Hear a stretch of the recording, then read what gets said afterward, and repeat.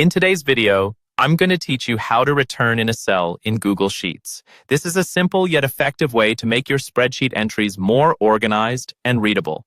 Let's dive right into the details. First, go ahead and open Google Sheets on your computer. If you haven't already, open the specific spreadsheet you'll be working with or create a new one for this demonstration.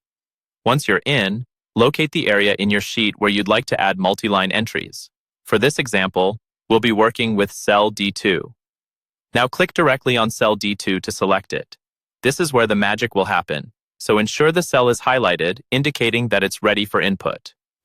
Now, type Task 1 into the cell. This will be the start of our multi-line list within this single cell. After you've typed in Task 1, it's time to move to a new line within the same cell. To do this, press and hold the Control key on your keyboard, and then press Enter. You'll notice that your cursor moves to a new line within cell D2 without moving to a new cell, which is exactly what we want. Now type in Task 2 on this new line. Once again, we're creating a list of tasks within the same cell to keep our data neatly organized. After typing Task 2, press Control and Enter again. You'll now see 3 lines in the same cell, the first 2 tasks you typed, and a new line where you can add Task 3. Once you have Task 3 written down, press Control and Enter to add yet another line. See how we're building this flexible space for entries right inside one cell? It's a handy way to keep your list structured. And finally, let's type Task 4, just under Task 3. One more press of Control and Enter will ensure any further tasks can keep being added without moving out of cell D2.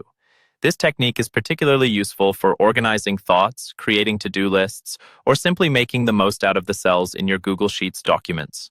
Remember, using Control+Enter is the key to controlling the flow of text within your selected cell, allowing you to keep data compact yet comprehensive.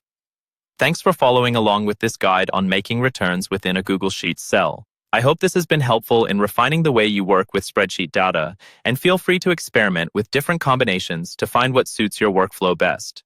See you next time with more tips and tricks to enhance your productivity and creativity with digital tools.